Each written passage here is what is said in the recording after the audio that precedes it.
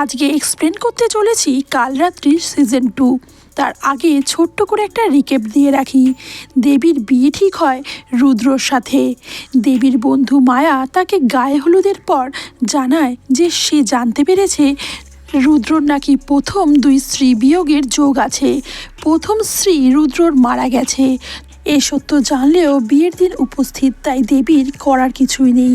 তার সাথে রুদ্রর বিয়ে হয়ে যায় এবং শ্বশুরবাড়ি চলে আসে দেবী। বাড়ি ঢুকতেই সকলের সামনে রুদ্র তার মেজ ভাইয়ের স্ত্রী রায়ের গাল স্পর্শ করে তাকে খুব সুন্দর লাগছে এ কথাটি জানালে দেবীর বুঝতে বাকি থাকে না তাদের মধ্যে নিশ্চয়ই কোনো একটা অন্যরকম সম্পর্ক আছে। কাল রাত্রিতে নিয়ম মাফিক রুদ্র আর দেবী আলাদা ছিল। রায় রুদ্রর সাথে দেখা করে ফেরার পর রুদ্রকে তারই ঘরে মৃত অবস্থায় পাওয়া যায়। তদন্তে নামে অফিসার সাত্তকী বোস। মাত্র 2 দিন পর ঠাকুরগলির একটা এদো ঘরে রুদ্রর ছোট ভাই বরুণকেও মেরে ফেলা হয় এবং রুদ্রর মৃত্যুর পর তার ঘরে বিছানার নিচে তার মেজ ভাই অজিতের রক্তমাখা একটা জামা উদ্ধার হয়। তাই অজিতকে গ্রেপ্তার করা হয়। সিজন 2তে সে সমস্ত ঘটনার জট খুলবে। তার আগে বলে রাখি, আমি তোমাদের সাথে প্রিয়াঙ্কা, তোমরা দেখছো অনলি সিরিজ। যারা চ্যানেলে নতুন আছো অবশ্যই করে সাবস্ক্রাইব করে বেল বাটন প্রেস করে দাও, আর যারা এই ধরনের ভিডিও দেখতে পছন্দ করে তাদের সাথে শেয়ার করে দাও। মনে রাখবে, তোমাদের একটা শেয়ার আমাদের এই ধরনের ভিডিও তৈরি করতে অনেক উৎসাহী করে। সিজন 2 শুরুতেই দেখানো হয় দেবীর যখন বিয়ে হচ্ছিল তখন হোমের আগুন দেখে দেবী খুব ভয় পেয়ে যায় এবং চিৎকার করে বলতে থাকে আগুনটা নেভানোর জন্য। তখনই ফ্ল্যাশব্যাকে কোনো একটা মহিলাকেও দেখানো হয় এবং দেবী অনর্গল চিৎকার করতে থাকে। কোনো মতে দেবীর বিয়েটা সম্পন্ন হয়। কাজের মেয়ে তানিকে ইন্টারোগেট করতে করতে এই কথাগুলোই জানতে পারে অফিসার ইমন আর সাত্তকী। অন্যদিকে দেবীকে দেখানো হয় সে বাড়ি থেকে পালিয়ে এসে গঙ্গার ঘাটে বসে রয়েছে। সেখানে তার সাথে কথা বলছে চিরাগের সাথে তার প্রথমে বিয়ে হওয়ার কথা ছিল, তবে চিরাগ মারা গেছে। চিরাগ বারংবার দেবীকে বলে সে যাতে মায়াকে পুরোটা বিশ্বাস করে সব কথা না বলে। ঠিক তখনই সেখানে মায়া চলে আসে এবং দেবীর কাছে জানতে চায় সে কি খাবে। দেবী চিরাগের কথা মতো মায়াকে আর বিশেষ কিছু না বলে তাকে খাবার আনতে পাঠিয়ে দেয়। অন্যদিকে দেবীর শ্বশুর সমরেশবাবুর সাথে দেখা করতে আসে ব্রতী আর রিমি মিত্রর কেয়ারটেকার পিন্টু সমরেশবাবুর কাছে এসে তাকে বলে যে সে কোনো কথা অফিসার সাত্তকীকে এখনো পর্যন্ত বলেনি, তবে তার আরও বেশি টাকা প্রয়োজন। এই বলে সে এখান থেকে বেরিয়ে যায়। অন্যদিকে বরুণের মৃত্যুর পর তানিকে অফিসার সাত্তকী ইন্টারোগেট করছিল এবং জানতে চায় যে তার কাছে যেই পান মশলার গন্ধটা সে পেয়েছে সেই একই পান মশলার গন্ধ কিভাবে বরুণের মুখেও সে পেয়েছিল। এ কথায় ভয় পেয়ে জানিয়ে দেয় তার সাথে বরুণের একটা গোপন সম্পর্ক ছিল। পর অফিসার সাত্তকী যখন নিচে আসে তখন সে লক্ষ্য করে যে পিন্টু ওই বাড়ি থেকে বেরিয়ে যাচ্ছে। অন্যদিকে দেবীর একমাত্র ননদ শিবানীকে দেখানো হয় যে পরকীয়ায় মত্ত টিটো নায়কের সাথে। তবে টিটো নায়ক যে তার কাছে শুধুমাত্র একটা পুতুল ছাড়া কিছু নয় সেটাও সে ভালো করে জানিয়ে দেয় তাকে। শিবানী চলে গেলে টিটোর কাছে একটা ফোন আসে, সাথে সাথেই টিটো সেখান থেকে বেরিয়ে পড়ে। ঘটনা আবার ফ্ল্যাশব্যাকে যায় এবং দেখানো হয় সমরেশবাবুর বাড়িতে মা কালীর পুজো হচ্ছে এবং সেখানেই দাঁড়িয়ে আছে ছোট্ট একরত্তি দেবী তার মা আর দিদির সাথে। দিকে অজিতেশ লকআপে, পরের দিনই তার কেসটা কোর্টে উঠবে। তাই সাত্তকী তাকে বলে সে যদি তার কথা মতো তাকে কিছু ইনফরমেশন দেয় তাহলে সে কোনো রকম বাধা ছাড়াই কালকে বেল পেয়ে যাবে। অজিতেশ তার কথায় রাজি হয় এবং জানায় যে দেবী 6 বছর আগে তাদের বাড়িতেই থাকতো এবং দেবীর বাবা মা বলে তারা যাকে চেনে তারা দেবীর আসল বাবা মা নয় এবং 6 বছর আগে দেবীর স্মৃতিশক্তি চলে যায় এবং দেবীর সাথে তার দাদার কি কারণে বিয়ে হয় সেই সমস্তটাই জানিয়ে দেয় সাত্তকীকে। অন্যদিকে অফিসার ইমন গিয়ে পিন্টুর মৃতদেহ উদ্ধার করে এবং সাথে সাথে সে ফোন করে সাত্তকীকে সমস্তটা জানালে সাত্তকী ভিডিও কলিং করে দেখে যে পিন্টু কিছুক্ষণ আগেই সমরেশবাবুর বাড়ি থেকে বেরিয়েছে। সে গঙ্গার ঘাটে গিয়ে তো তাড়াতাড়ি কিভাবে মারা গেল? নিশ্চয়ই এর ভিতরে কোনো চক্রান্ত রয়েছে। এরই মধ্যে দেবী সার্থকীর সাথে দেখা করতে স্টেশনে আসে এবং বলে সে দেখেছে পিন্টুকে কে মেরেছে। তখনই সার্থকী দেবীকে নিয়ে বেরিয়ে পড়ে পিন্টু যেখানে মারা গেছে সেখানে যাওয়ার জন্য। দেবী তখন জানায় যে যে ব্যক্তি পিন্টুকে মেরেছে সেটা দেবী দেখেছে দূর থেকে এবং একটা মূর্তির পিছনে দেবী তখন বসেছিল। ভয়ে সে চুপ করে যায়। সার্থকী জানতে চায় যে ওই ব্যক্তির নাম দেবী কি জানে। দেবী বলে সে ওই ব্যক্তিকে চেনে কিন্তু তার নাম জানে না, কারণ চিরাগ যখন মারা গেছিল ওই ব্যক্তি চিরাগকে জল থেকে বের করে এনেছিল। দেবী বারংবার জানায় যে ওই ব্যক্তির হাতে উল্কি করা আছে মহাদেবের। এরপরে ঘটনাস্থল থেকে দেবীকে সমরেশবাবুর বাড়িতে ছেড়ে দেয় সার্থকী। রাতে দেবী ঘুমাচ্ছিল, হঠাৎ করে তার ঘুমটা ভেঙে যায় এবং সে দেখে যে মায়া তার শাশুড়ি মায়ের ঘরে যাচ্ছে এবং একটা বালিশ দিয়ে সে দেবীর শাশুড়ির মুখে চেপে ধরে এবং তাকে মেরে ফেলার জন্য উদ্যত হয়। তখনই ভয় পেয়ে দেবী চিৎকার করে ওঠে এবং বিরক্ত হয়ে মায়া তাকে ধাক্কা দিয়ে সিঁড়ি দিয়ে নেমে যায়।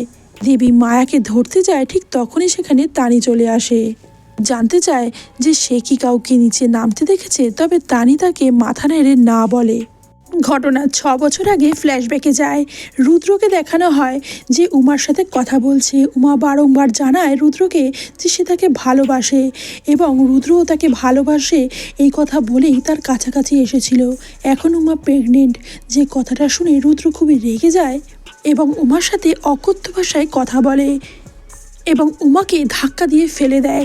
তখনই সেখানে চলে আসে দেবী এবং সেই ঘটনা দেখে চিৎকার করতে শুরু করে।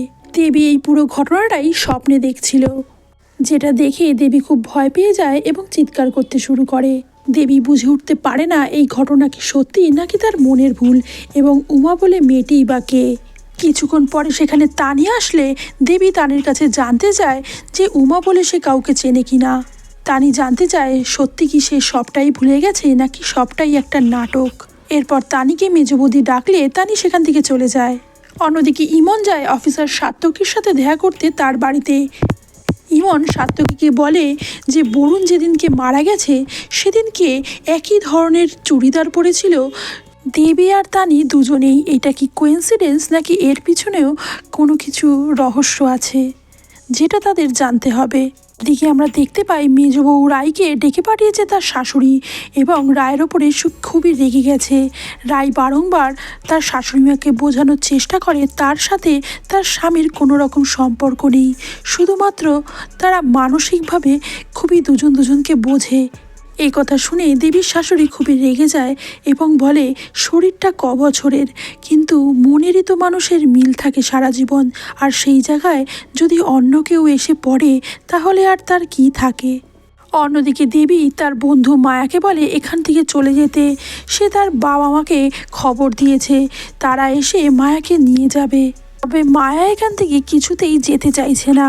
অন্যদিকে ইমন আর সার্থকী আসে তানিকে ইন্টারোগেট করতে এবং তানির কাছে জানতে চায় যে বরুণ যেদিনকে মারা যায় সেদিনকে কি ঘটেছিল। তানি জানায় সেদিন সে বরুণের সাথে দেখা করতে গেছিল।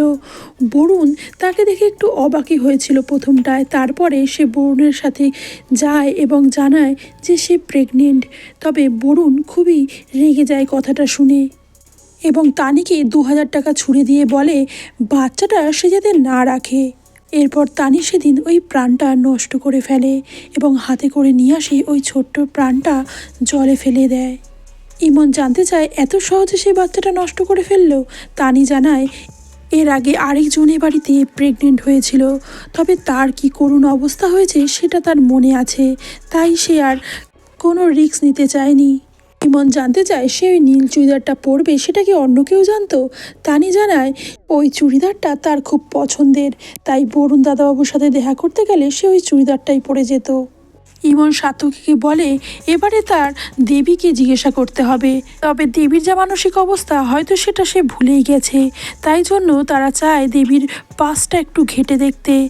চিরাগের মৃত্যুর পর যে অফিসার ইনচার্জ ছিল তার সাথে কথা বলতে যায় সার্থকী এবং জানতে পারে যে চিরাগ সুইমিং চ্যাম্পিয়ন ছিল, তবে কিভাবে সে সেদিন মারা গেছিল তারা কিছুই বুঝতে পারেনি। এক ব্যক্তি জানিয়েছিল চিরাগকে সে এক কচুরিপানায় আটকে থাকতে দেখেছিল এবং তারপরেই সে উদ্ধার করে। ঘটনা ফ্ল্যাশব্যাকে যায় এবং দেখানো হয় টিটো নায়ক জলের মধ্যেই চিরাগকে মেরেছে। অন্যদিকে রুদ্রর পিস্তত বোন স্নেহা আসে দেখা করতে দেবীর সাথে এবং বলে, তোমার কি সত্যি কোনো কিছু মনে নেই? দেবী খুবই অবাক হয়ে উমার কথা জানতে চাইলে স্নেহা তাকে কিছু একটা বলতে যাচ্ছিল, ঠিক তখনই সেখানে চলে আসে মায়ার বাবা আর মা, যাকে দেবী নিজেই ডেকে পাঠিয়েছিল। তাদের দেখে স্নেহা তখন ওখান থেকে চলে যায় এবং দেবী বারংবার রিকোয়েস্ট করে মায়াকে তারা যাতে নিয়ে যায়। দেবীর কথায় তারা একটু অবাক হয় এবং দেবীকে আশীর্বাদ করে সেখান থেকে চলে যায়। অন্যদিকে অজিতেশ বেলে ছাড়া পেয়েছিল এবং তার উকিল সমরেশকে বলে তার বিশেষ কোনো খাটনি করতে হয়নি অজিতকে বাইরে নিয়ে আসতে, কারণ পুলিশ কোনো চেষ্টাই করেনি তাকে আটকানোর। কথা শুনে সমরেশ বুঝে যায় যে অজিতেশ পুলিশের সাথে কোনো একটা ডিল নিশ্চয়ই করেছে এবং অজিতেশের কাছে জানতে চায় সে কতটা বলেছে। অজিতেশ বিশেষ কিছু না বলে ভিতরে চলে যায়। অন্যদিকে সাত্তকী যায় বতী আর রিমি মিত্রর বাড়িতে। সেখানে বিজনবাবু নামে এক ব্যক্তি প্রত্যক্ষদর্শী হিসেবে সাক্ষ্য দিয়েছিল ব্রতীর বিরুদ্ধে। বিজনবাবু সাত্তকীকে জানায় সেদিন সন্ধেবেলা তিনি যখন বাড়ি ফিরছিলেন তখন সিঁড়িতে এক ব্যক্তির সাথে তার ধাক্কা লাগে, যার হাতে ছিল শিব ঠাকুরের উল্কি করা। সাত্তকী খুবই অবাক হয় কথাটা শুনে। অন্যদিকে শিবানীকে তার হাজবেন্ড বিজয় আজকে বাইরে যেতে বারণ করলে শিবানী তার উপরে খুবই রেগে যায় এবং বলে, বাবা জোর করেছিল তাই তোমার সাথে সংসার করতে বাধ্য হচ্ছি, কিন্তু এই ধরনের লাইফ লিড করা আমার হাতে নেই। কথা বলে শিবানী সেখান থেকে বেরিয়ে যায়। এদিকে অজিতেশ বাড়ি ফিরে আসলেও রাই তাকে দেখে বিশেষ খুশি হয় না, যার জন্য দুজনের মধ্যে একটু কথা কাটাকাটি হয়। কাহিনী আবার ফ্ল্যাশব্যাকে যায়, দেখানো হয় রিমি মৈত্রকে।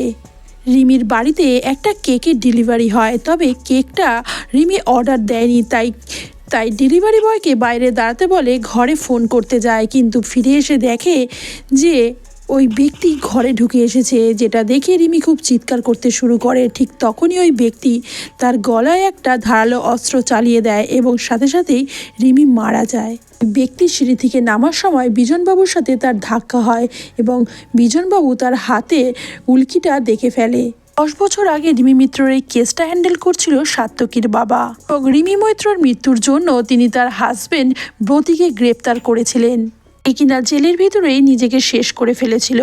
ঘটনা আবার বর্তমানে আসে এবং স্নেহা কথা বলতে আসে দেবীর সাথে। বিকে স্নেহা তার মা বন্দনার কথা মনে করাতে চায়। বন্দনাকে এই বাড়ির গিন্নিমা একসময় খুব মারধর করছিল এবং বারংবার বলছিল তারা কেন এ বাড়িতে এসেছে, তারা জানে না যে এ বাড়িতে আসলে তাদের সাথে কি কি অত্যাচার হতে পারে। বন্দনা কাঁদতে কাঁদতে বলছিল তার যে আর কোনো উপায় ছিল না। ছোট্ট দেবী আর স্নেহা দুজনেই কথাগুলো শুনছিল। স্নেহা দেবীকে আরও কিছু বলতে যাবে, ঠিক তখনই সেখানে তানি চলে আসে এবং স্নেহা সেখান থেকে চলে যায়। পরে দেবীর মোবাইলে একটা প্রাইভেট নাম্বার থেকে মেসেজ আসে এবং তাকে একটা হোটেলের রুমে দেখা করতে বলা হয়। ওদিকে শিবানীকে দেখা হয় যে একটা হোটেল রুমে অপেক্ষা করছিল। ঠিক তখনই দরজার নক হয় এবং শিবানীর দরজা খুললে একটা বোরখা পরা মহিলা সেখানে ঢুকে পড়ে। অন্যদিকে ইমন দেবীর অতীত সম্পর্কে কিছু একটা জানতে পেরে সাত্তকীকে জানাতে যাবে, ঠিক পথেই তাকে টিটো মেরে ফেলার চেষ্টা করে। সাত্তকী এসে তড়িঘড়ি ইমনকে হসপিটালাইজড করে। এদিকে দেবীকেও ওই শিবানী যেই হোটেলে ছিল সেই হোটেল থেকে বেরোতে দেখা যায়।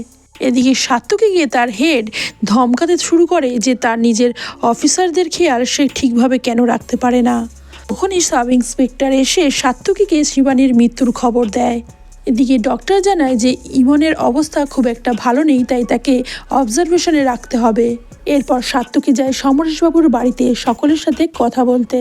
সেখানে গিয়ে সে জানতে পারে যে রুমে শিবানী মারা গেছিল ঠিক তার পাশের রুমগুলোতেই তাদের বাড়ির মেম্বারদের মেসেজ করে আসতে বলা হয়েছিল এবং বাড়ির সকল মেম্বাররাই সেদিন সেখানে যাতায়াত করেছে, যেটা সিসিটিভি ক্যামেরায় স্পষ্ট ধরা পড়েছে।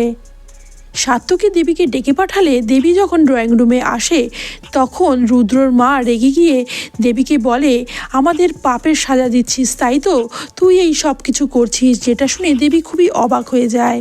দেবী সাত্তকীকে জানায় তার মোবাইলেও প্রাইভেট নাম্বার থেকে একটা মেসেজ এসেছিল, যার জন্য সেদিন সে ওই হোটেলে গেছিল। কিছুক্ষণ পর হঠাৎ করে দেবী বলে ওঠে এই কাজগুলো কে করছে সেটা সে জানে। তার কাছের বন্ধু মায়াকেই সেই ব্যাপারে সন্দেহ করে, যে কথাটা সাত্তকীকে দেবী জানিয়ে দেয়। কারণ মায়া একদিন তার শাশুড়ি মাকে মেরে ফেলার চেষ্টা করেছিল, যেটা সে চিৎকার করে আটকেছে। এসব কথা শুনে সাত্তকী দেবীকে তার সাথে নিয়ে চলে যায়। সাত্তকীকে রাস্তায় তার বস ফোন করে ডাকলে সাত্তকী তার অফিসে যায়। এখানে গিয়ে সাত্তকী জানতে পারে যে বিজনবাবু সেদিনকে তাকে সমস্ত কথা বলেছিল, সেই বিজনবাবু ব্রতির বিরুদ্ধে মিথ্যে সাক্ষী দিয়েছিল। আসলে বিজনবাবুকে সমরেশ আর বড় বড় অফিসারেরা মিলে ফাঁসিয়েছিল যাতে সে মিথ্যে সাক্ষী দেয়। এসব কথা বুঝতে পেরে সাত্তকী খুবই রেগে যায়, কারণ বতির মৃত্যুর পর তার বাবা পাগলের মতো হয়ে গেছিল। যেহেতু বতির কেসটা তার বাবা হ্যান্ডেল করছিল, তাই তার বাবা মনে করতো যে বতি তার জন্যেই মারা গেছে। ও সাত্তকী অফিস থেকে বেরিয়ে লক্ষ্য করে দেবীকে একা গাড়িতে রেখে অন্যান্য অফিসারেরা চা খেতে এসেছে।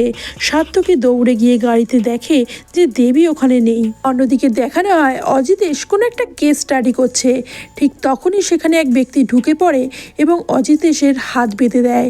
মুহূর্তের মধ্যেই একটা প্লাস্টিকের সাহায্যে তার নিঃশ্বাস বন্ধ করে মেরে ফেলে। এদিকে কিছুক্ষণের মধ্যেই দেবী সেখানে ফিরে আসে এবং বলে তার হাতে কেটে গেছিল, সেটাই ব্যান্ডেড করতে সে সামনের হসপিটালে গেছিল। যে সাত্তকী দেবীর বন্ধু মায়াকে ডেকে পাঠায় এবং আমরা তখন জানতে পারি এই মায়া অন্য একজন। দেবী এই মায়াকে দেখে চিৎকার করতে থাকে এবং বলে এরা সকলে মিথ্যে কথা বলছে, আরেকজন মায়া আছে, আমাদের গ্রুপে আরেকটা মায়া আছে, এই বলে চিৎকার করতে থাকে। ঠিক তখনই সাত্তকী ওই মায়াকে নিয়ে একাকী কথা বলতে যায় এবং মায়া জানায় দেবীর একটু মানসিক প্রবলেম আছে। সে তার বন্ধুদের সাথেও যখন যেত তখন আরেক মায়ার সাথে কথা বলতো, কিন্তু সে বারংবার বোঝানোর চেষ্টা করলেও তার কথা হাসিতে উড়িয়ে দিত দেবী। কখনোই বিশ্বাস করতে চাইতো না যে আরেকজন মায়া নেই। এরই মধ্যে হঠাৎ করে দেবী যখন মায়ার নাম ধরে ডাকতে শুরু করে তখনই সে দেখতে পায় মায়া তার দিকে এগিয়ে আসছে। তবে ওখানে উপস্থিত দেবী ছাড়া আর কেউই মায়াকে দেখতে পায় না। দেবী দেখে মায়া তার সামনেই এসে একটা চেয়ারে বসে এবং দেবীর সাথে কথা বলতে শুরু করে। সাত্তকীর মনে পড়ে যায় তার বাবার কথা। তার বাবাও ব্রতিকে দেখতে পারত, বাকি কেউ আর ব্রতিকে দেখতে পারত না। ব্রতি নির্দোষ হয়েও তার জন্য মারা গেছে, এই শখটা সাত্তকীর বাবা নিতে পারেনি। এদিকে দেবী মুহূর্তের মধ্যেই একবার দেবীর মতো কথা বলছে, আরেকবার মায়ার মতো। মায়া অনেকটা রুক্ষ এবং হিংস্র স্বভাবের, দেবীর মধ্যেও সেটা ফুটে উঠছিল। সকলেই বুঝতে পারছিল দেবীর মানসিক অবস্থার কথা। কথায় কথায় মায়ারূপী দেবী বলতে শুরু করে সে অজিতেশকেও মারতে গেছিল, কিন্তু তার আগেই কাজটা অন্য কেউ করে দিয়েছে। এই কথা শুনে সাত্তকী আর অন্যান্য অফিসারেরা দৌড়ে বেরিয়ে যায়। দিকে রায় তার স্বামীর মৃতদেহ দেখে চিৎকার করে ওঠে। এই সব কিছুর পর সাত্তকী সন্ধ্যের দিকে যায় সমরেশবাবুর বাড়িতে। তখন তার স্ত্রী তার ছেলে মেয়েদের ছোটবেলার ছবিগুলো দেখছিল এবং কান্নায় ভেঙে পড়েছিল। তখনই সাত্তকী এসে দেবীর অতীত সম্পর্কে তার কাছে জানতে চায়। রানী দেবী জানান দেবীর বাবা এবং সমরেশবাবু ছিলেন দুজনে বন্ধু। দেবীর বাবা মারা যাওয়ার পর সমরেশবাবু দেবীর মা বন্দনাকে তার দুই মেয়ের সাথে এই বাড়িতে নিয়ে আসেন। সমরেশবাবুর নজর ছিল দেবীর মায়ের ওপর। তবে আস্তে আস্তে দেবী আর তার দিদি বড় হচ্ছিল এবং তার দিদির ওপরে সমরেশবাবুর ছেলেদের নজর ছিল। দেবীর দিদি অর্থাৎ উমার ওপর তারা শারীরিক মানসিক অত্যাচার করে তাকে হসপিটালাইজ করে দেয়। দেবী তার মায়ের সাথে এই বাড়ি ছেড়ে চলে যেতে চেয়েছিল। ঠিক তখনই সেখানে স্নেহা এসে জানায় তার দিদির ব্লিডিং শুরু হয়ে গেছে, তার দিদি অসহ্য কষ্ট পাচ্ছে। যেটা শুনে দেবী রুদ্রর ওপরে গিয়ে চিৎকার করতে শুরু করে। এতটাই ক্রূর স্বভাবের ছিল যে দেবীর কথায় কোনো গায়েই মাখছিল না। অন্যদিকে শিবানী দেবীকে খুব খারাপ ভাষায় কথা বলে দেবী তার হাতের সামনের কম্পাসটা তুলে নিয়ে গিয়ে হাতে গিঁথে দেয় শিবানীর। আর সেদিন সন্ধেবেলায় উমার মৃতদেহ বাড়িতে আসে। আর এর পরেই একদিন দেবীর মাও নিজেকে শেষ করে ফেলে। অন্যদিকে রাতের সময় ইমনকে শেষ করে দেওয়ার জন্য টিটো নায়ক হসপিটালে হানা দেয়। তবে সাত্তকী তাকে হাতে নাতে ধরে ফেলে এবং টিটোকে মারধর করে সমস্ত সত্যি জানতে পারে যে সমরেশবাবুই টিটোকে নিজের কাজে ব্যবহার করত। অন্যদিকে দেবীকেও একটা সেলে আটকে রাখা হয়। সাত্তকী তার সাথে দেখা করতে যায় এবং বলে সেদিন যখন দেবী জলে ডুবে গেছিল, সাত্তকী তাকে বাঁচানোর চেষ্টা করছিল, তখন দেবী একবার তাকে বাঁচাতে বলছিল, আবার কখনো নিজেকে শেষ করে দেওয়ার কথা বলছিল। অর্থাৎ তখনও তার মধ্যে দুটো সত্তাই ছিল। পরে সাত্তকী সমরেশের কাছে যায় এবং জানতে চায় তার বাবাকে সে কেন টিটোকে দিয়ে শেষ করেছে। তার বাবা তো মানসিকভাবে অসুস্থ হয়ে পড়েছিল, তবে তাকে কেন শেষ করে দেয়া হলো।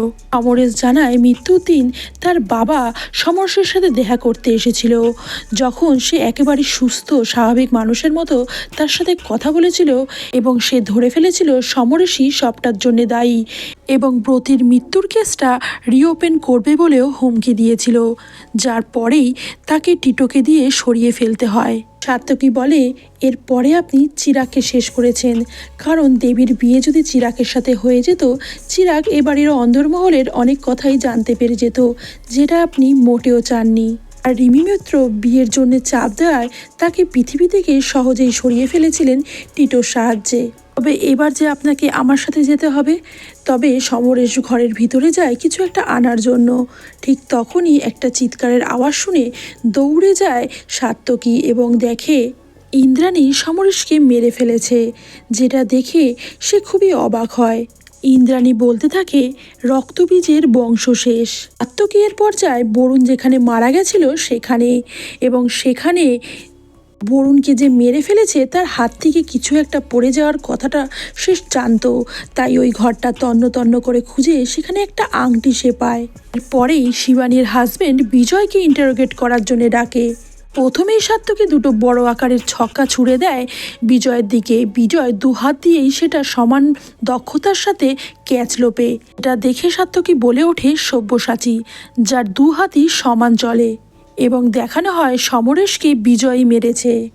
এবং বিজয় বলছে আমি অখিলেশ আচার্য, অনিমেষ আচার্য আমার দাদা। তখনই সেখানে ইন্দ্রাণী দেবী চলে আসে, বলে কেউ তোমাকে না চিনলেও আমি ঠিক তোমাকে চিনেছি। অস্ত্রটা নিজের হাতে তুলে নেয়।